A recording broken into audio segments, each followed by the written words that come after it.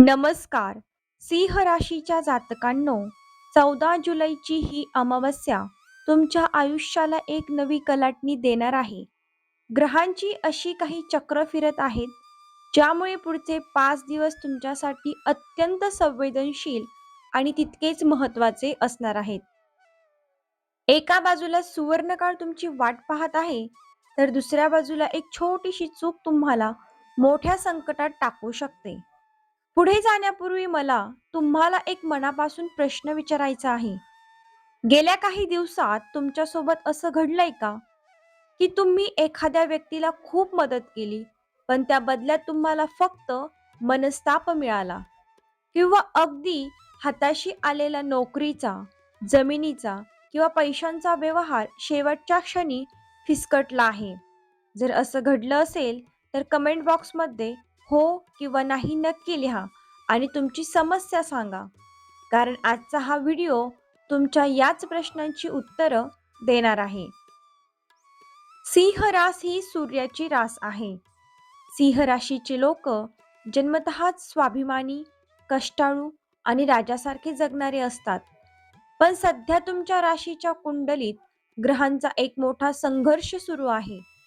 अमावस्येच्या प्रभावामुळे नकारात्मक ऊर्जा तुमच्यावर हावी होण्याचा प्रयत्न करत आहे.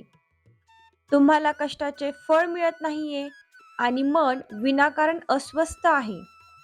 हा काळ असा आहे जिथे तुम्हाला दोन गोष्टींवर काम करायचे आहे. पहिली म्हणजे तुमच्या आजूबाजूच्या कपटी लोकांपासून स्वतःला वाचवणे आणि दुसरी गोष्ट म्हणजे निसर्गाने दिलेले संकेत ओळखून योग्य ते पाऊल उचलणे.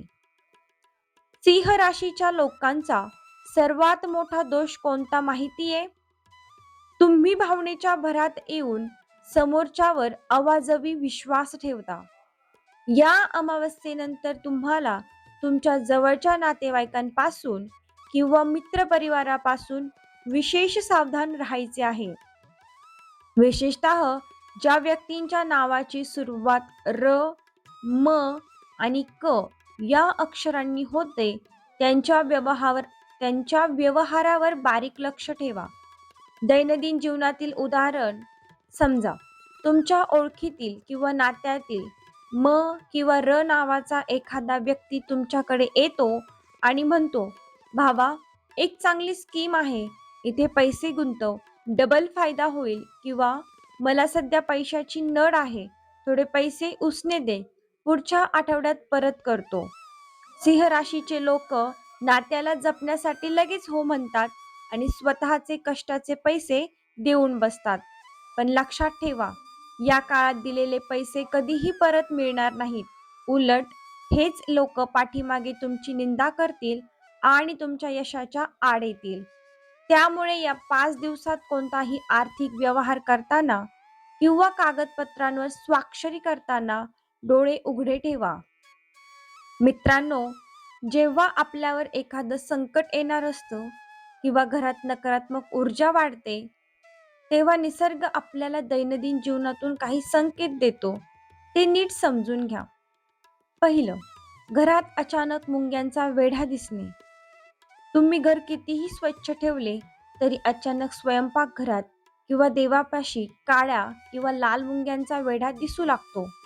हे राशीतील राहू केतूचा प्रभाव वाढल्याचे लक्षण आहे. दुसरी गोष्ट म्हणजे कावळ्याचा वारंवार घराच्या दरवाजावर येणे.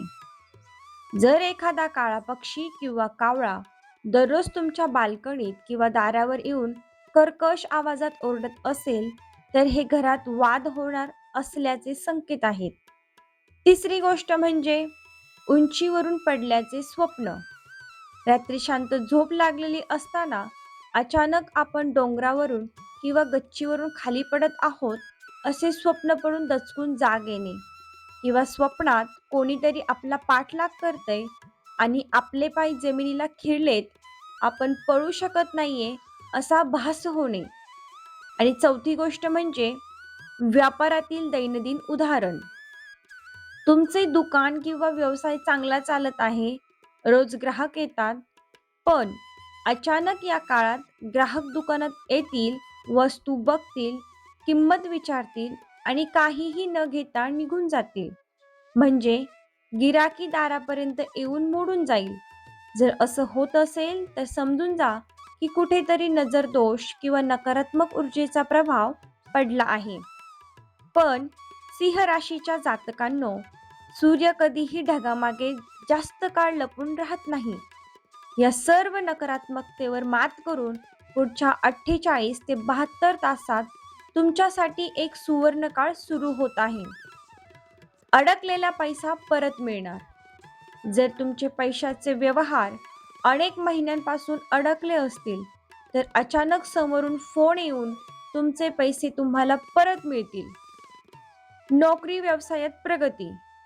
तुम्ही नोकरीसाठी अनेक ठिकाणी मुलाखती दिल्या असतील आणि तिथे नकार मिळाला असेल, तर या काळात तुम्हाला अचानक चांगल्या पॅकेजची नोकरी मिळण्याची शुभ वार्ता समजू शकते.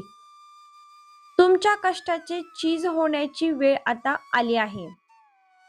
मित्रांनो, या सुवर्ण काळाचा पूर्ण लाभ घेण्यासाठी आणि संकटांपासून वाचण्यासाठी तुम्हाला दोन अत्यंत साधे आणि सोपे उपाय करायचे आहेत, जे तुम्ही रोजच्या धावपळीतही करू शकता. आता मी ते सांगणार आहे, त्यामुळे व्हिडिओ नीट लक्ष देऊन ऐका. पहिला उपाय, हनुमान आणि शनी चालीसा पठण. दर शनिवारी आणि अमावस्येच्या मारुतीरायाच्या मंदिरात जा. तिथे तिळाच्या तेलाचा दिवा लावा आणि हनुमान चालीसा व शनी चालीसा वाचा. यामुळे तुमच्या मनातील भीती दूर होईल आणि शत्रूंचे मनसुबे धुळीस मिळतील.